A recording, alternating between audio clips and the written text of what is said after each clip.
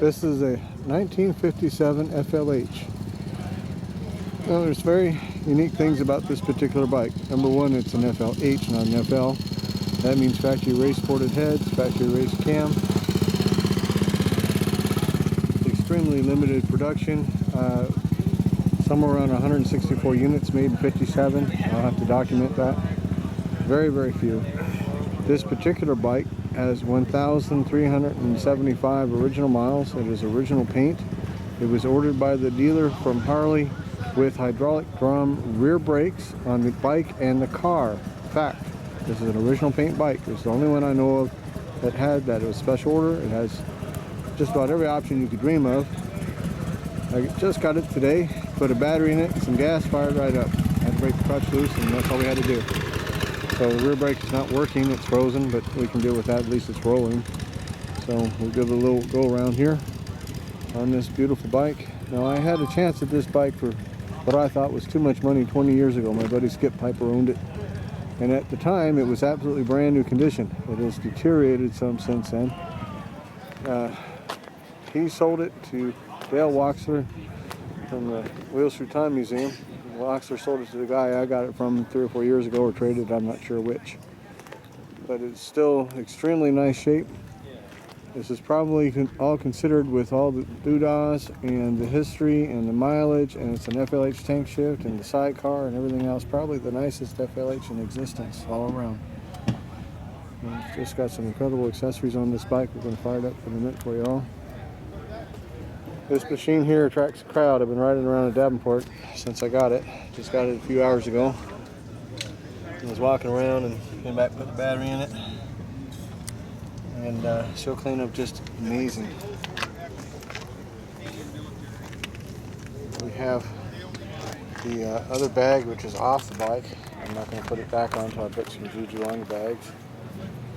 In the car, down there. This bike is just, wow. Just a super nice, amazing machine. And this is original paint. This is not a repaint. Super important. Like I said, I knew about this bike 20 years ago and was not able to make a deal with it. There's no way in the world what was going on in my life or what he wanted for it. I could have done it. I could have traded for it, but I didn't want to trade the Cleveland Ford he wanted for the bike, and money-wise, I just couldn't do it. There we go, 57 FLH. I mean, look at the accessories on this machine. Just super nice. Wow. And again, it was in brand new condition when Piper had it. Well, any little deterioration you see has been as a result of who cared for it in its time. Or any little corrosion or anything. When Skip had it, it was just, oh my God, unbelievable. So I would assume that the corrosion has happened between Wheels Through Time and the man who had it.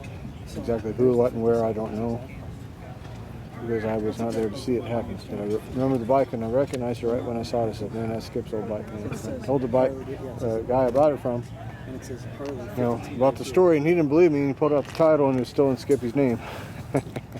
He said, I thought you were full of shit. I said, I told you. Yeah.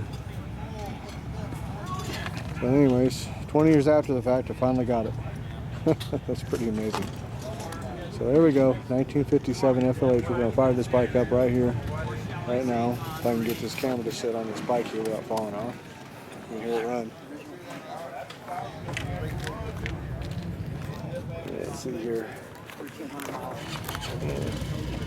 There we go, camera setting. Excuse me a second, so I'm going to fire this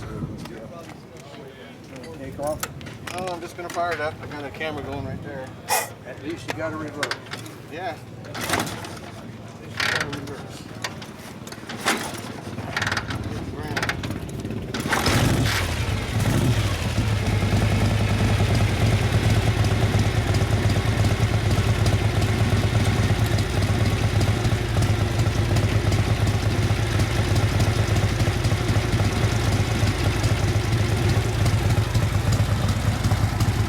There you go. That is what a brand new 1957 FLH sounds like. If any newer than this, it would be in a crate, under glass, kept in some private museum that nobody knows about. I've never heard of it around here.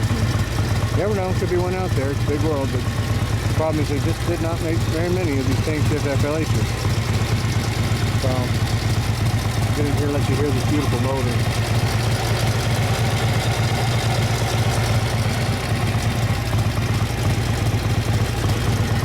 Yes, it is. Just gorgeous. Just gorgeous. Wow, wow, wow. There's 49 I got. So we're sitting here at the Davenport meet. There's in Davenport, Iowa. And we'll still go around to the meet here. There may be no tents this year.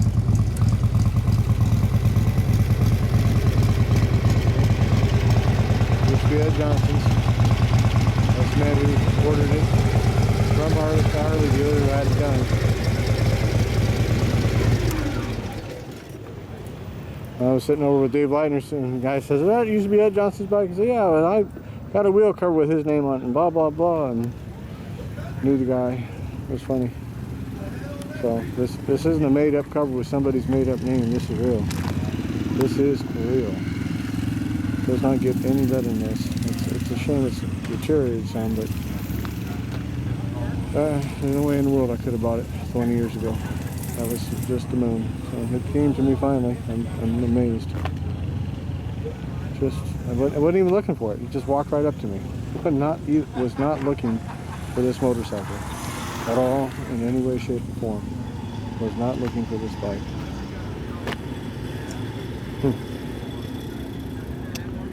There we go. Interesting.